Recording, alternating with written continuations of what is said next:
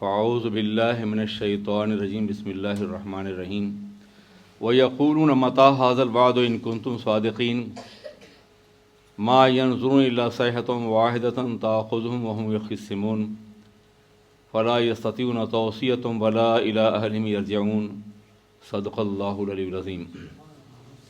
کفار کا معاملہ بڑا عجیب تھا۔ تمامی انبیاء کرام کے ساتھ انہوں نے یکساں سلوک کیا ہے۔ ہمارے جو بنیادی عقائد ہیں ان عقائد کی تعلیم سارے انبیاء کرام نے دی ہیں۔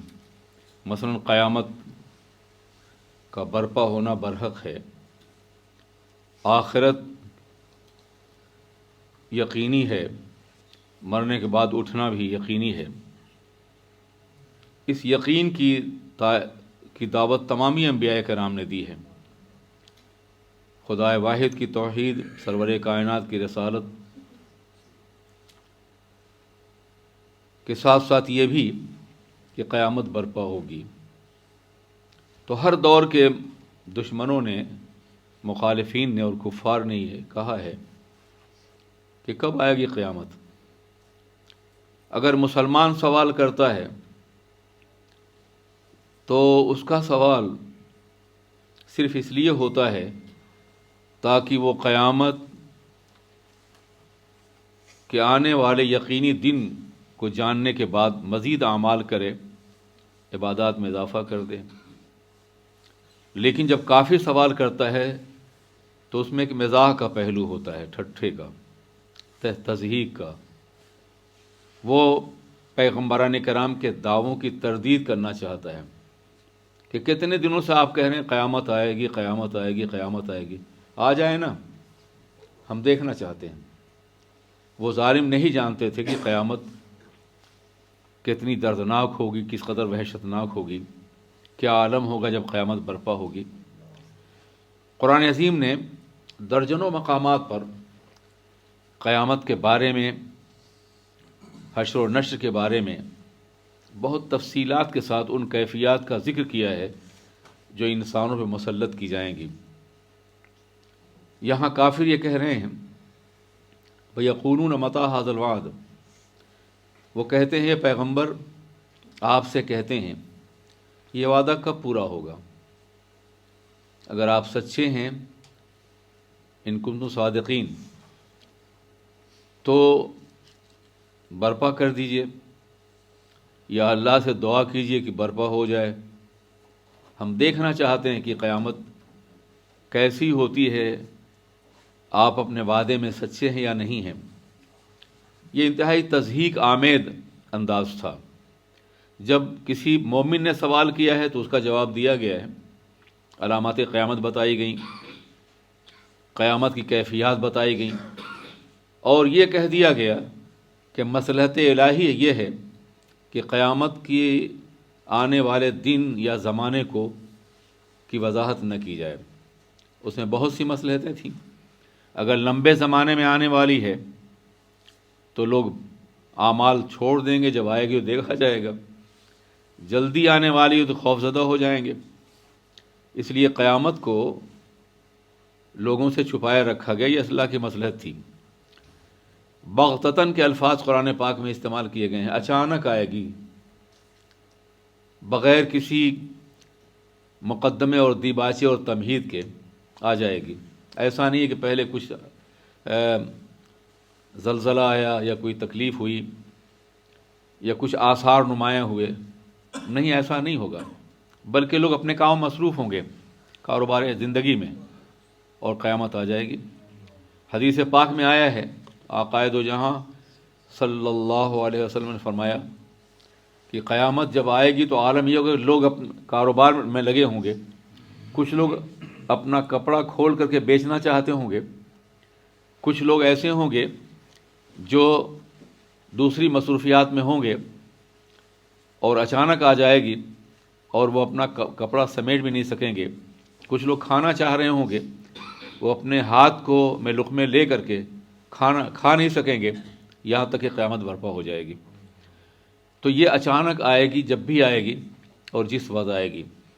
لیکن ایک مومن کو یہ سوچنا ہے کہ قیامت جب بھی آئے گی، حق ہے، اس پہ ایمان لانا ضروری ہے، لیکن ہمارے لیے قیامت کب ہے؟ ہماری موت ہی دراصل قیامت ہے۔ جس وقت ہم مر جائیں گے اس کے بعد قیامت ہی میں اٹھیں گے، حشر ہی میں اٹھیں گے نا۔ تو گویا ہماری زندگی کا آخری دن دراصل قیامت ہی کا آغاز ہے۔ ایک دفعہ ہم مریں گے، پھر قیامت میں اٹھائے جائیں گے، حشر میں اٹھائے جائیں گے، قیامت برپا ہوگی، حشر میں اٹھائے جائیں گے۔ تو ہمیں یہ نہیں سوچنا ہے کہ قیامت کب آئے گی، ہمیں یہ دیکھنا ہے کہ ہماری زندگی کے بعد ہی قیامت آ جائے گی ہمارے اوپر۔ ہم ہر قیامت میں اٹھیں گے، حشر میں اٹھیں گے، قیامت برپا ہو چکی ہوگی، تو ایسا لگے گا جیسے ہم تھوڑے دن دنیا میں رہے ہیں، تھوڑا سا ہم سوئے ہیں، یہ ہوگی۔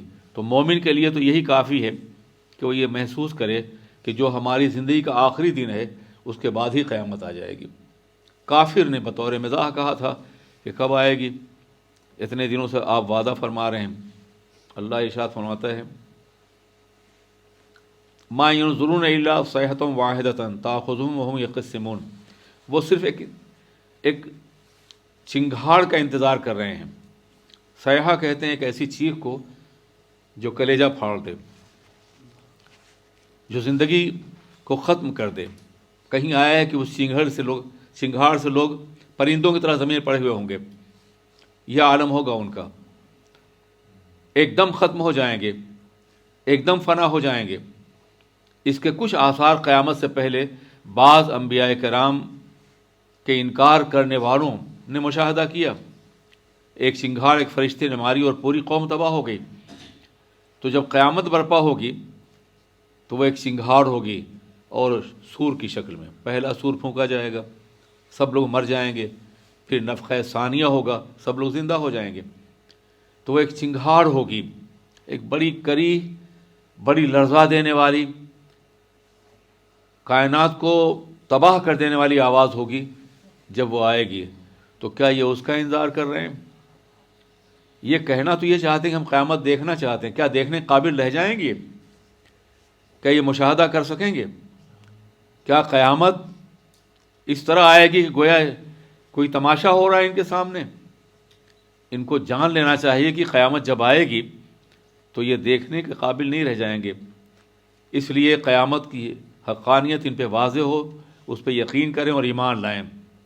اللہ فرماتا ہے تاخذہم وہم یخصمون، عالم یہ ہوگا اچانک آئے گی اور انہیں پکڑ لے گی جبکہ وہ آپس میں جھگڑ رہے ہوں گے، اپنے معاملات میں، اپنی دنیاوی زندگی میں، اپنے کاروبار میں مبتلا ہوں گے۔ یہ عالم ہوگا اور قیامت آ جائے گی۔ فلا یستطیعون توصیۃ ولا الی اہلہم یرجعون، اور پھر اتنا بھی موقع نہیں ملے گا کہ وہ اپنے بال بچوں کے لیے وصیت کر سکیں، اور نہ وہ اپنے گھروں میں لوٹ جائیں گے۔ جہاں ہوں گے، جس وقت ہوں گے، جس کیفیت میں ہوں گے، قیامت آ جائے گی۔ ہاتھ اٹھا ہوگا اٹھا رہ جائے گا، لقمہ اٹھائیں گے کھا نہ سکیں گے، کاروبار کر رہے ہوں گے، کاروبار مکمل نہیں ہوگا، اور کپڑا پھیلا دیں گے دکھانے کے لیے، سمیٹ نہ سکیں گے۔ احادیث مبارکہ میں یہ باتیں موجود ہیں۔ اس لیے وہ اچانک آئے گی اور لمحوں میں پوری کائنات فنا ہو جائے گی۔ قیامت اس قدر وحشت ناک ہوگی، اس لیے وہ یہ نہ کہیں کہ ہم دیکھنا چاہتے ہیں یا انتظار کر رہے ہیں۔ یہ کوئی تماشا نہیں ہے، جب یہ آئے گی تو سب کو فنا کر دے گی۔ میاں قیامت تو جب آئے گی۔ کورونا نے لوگوں کو اس کا موقع نہیں دیا کہ اپنے عزیزوں کو دیکھ سکیں، اپنے گھر والوں کو دیکھ سکیں، ادھر ادھر جا سکیں، گھر سے باہر جا سکیں۔